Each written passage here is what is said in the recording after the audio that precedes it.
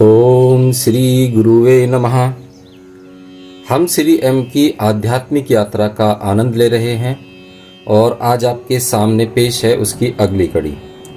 ये बात तब की है जब श्री एम 20 वर्ष के थे और वो संन्यास लेना चाहते थे। ये तभी की एक कथा है जो श्री एम ने अपनी एक पुस्तक में लिखी थी, संन्यास लेने का मेरा प्रयास। मैं 20 वर्ष का था जब यह घटना हुई।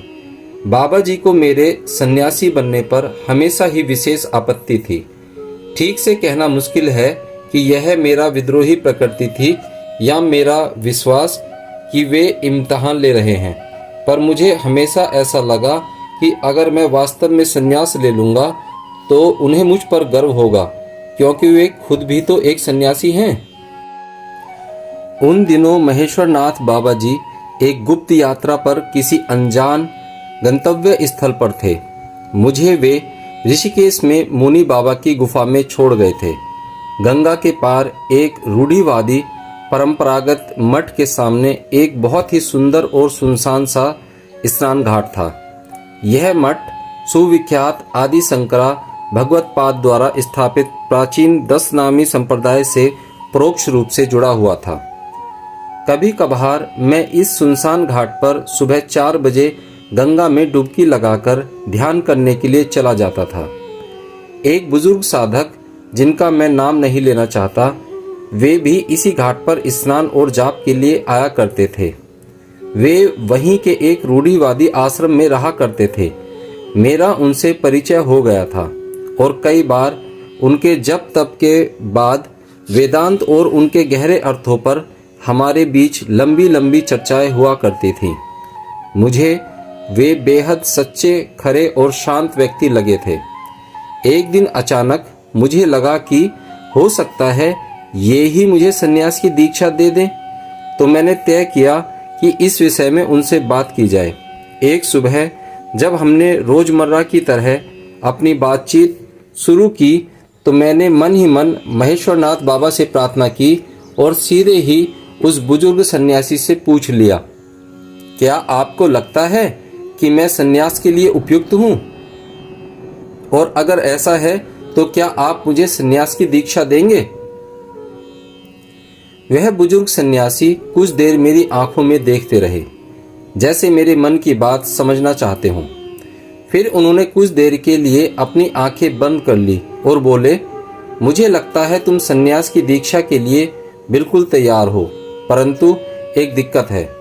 मैं एक प्राचीन और रूढ़िवादी संप्रदाय से हूँ और नियम अनुसार केवल आश्रम के प्रधान मठाधीश ही सन्यास की दीक्षा दे सकते हैं, और वे भी सन्यास की दीक्षा केवल आश्रम के नए साधकों को ही दे सकते हैं। इससे भी बड़ी बात यह है कि आश्रम में कुछ ही जाति के लोगों को साधकों के रूप में स्वीकार किया जाता है।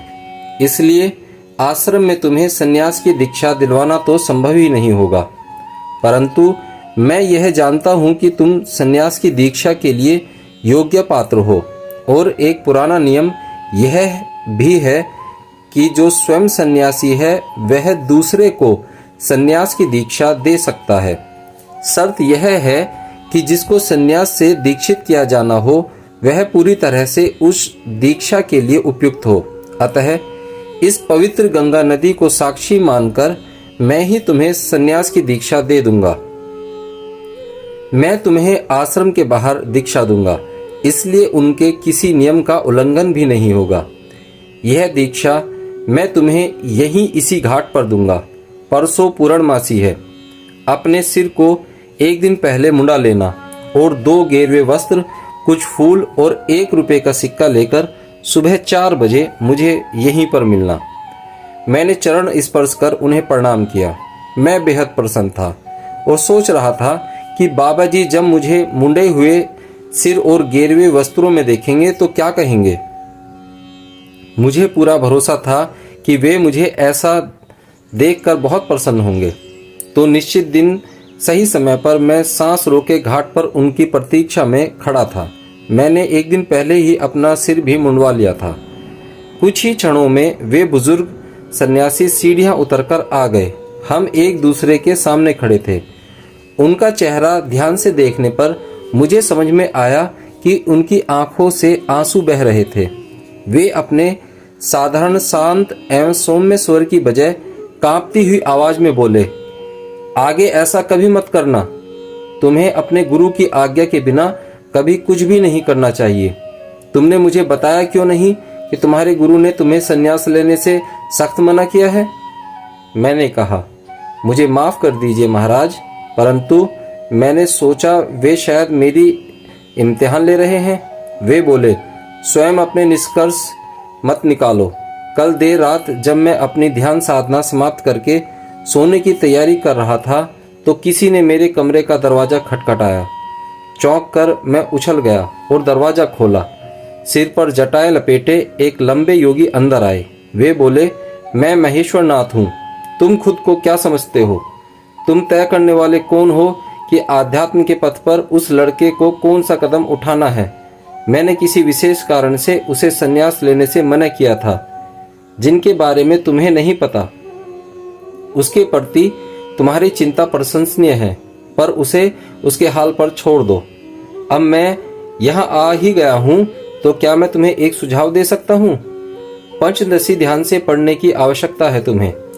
उसे फिर एक बार पढ़ो। यह कहकर उन्होंने अपना पावन हाथ मेरे सिर पर रखा और कमरे से बाहर निकल गए। मैं अभी तक उनके दिव्य स्पर्श से कांप रहा हूँ। उनके बारे में उत्तर काशी के दो बड़े बड़े तपस्वियों से अलग अलग मौकों पर बहुत कुछ सुन चुका हूँ। मैंने सपने में भी नहीं सोचा था कि वे निर्वाणकर्ता स्वयं हाड़ मास में मेरे सामने आकर खड़े हो जाएंगे। अपने इस अनुभव के लिए मैं तुम्हारा आभारी हूँ, पर कृपा करके फिर कभी अपने गुरु की आज्ञा का उल्लंघन करने की गलती मत करना। अगर ऐसा महान योगी कह रहा है कि तुम्हें संन्यास नहीं लेना है तो उसे कोई नहीं बदल सकता। उनके चरणों में गिरकर मैंने उनसे क्षमा मांगी और उनके दया भाव के लिए उन्हें धन्यवाद दिया। उसके बाद मैं उनसे कभी नहीं मिला। बाबा जी लौटे तो एक नज़र मेरे मुंडे हुए सिर पर डालते हुए बोले, बाल बढ़ने में थोड़ा समय तो लग जाएगा। वैसे तो मुंडे हुए सिर में बहुत अच्छे लगते हो, पर संन्यास तुम्हारे लिए नहीं है। इसलिए अब आगे से कोशिश मत करना। इसलिए अब और कुछ न करना। कल सुबह सुबह हम उत्तर काशी को निकल जाएंगे और इस तरह गेरुआ पहनकर संन्यास लेने की मेरी महत्वाकांक्षा का अंत हो गया।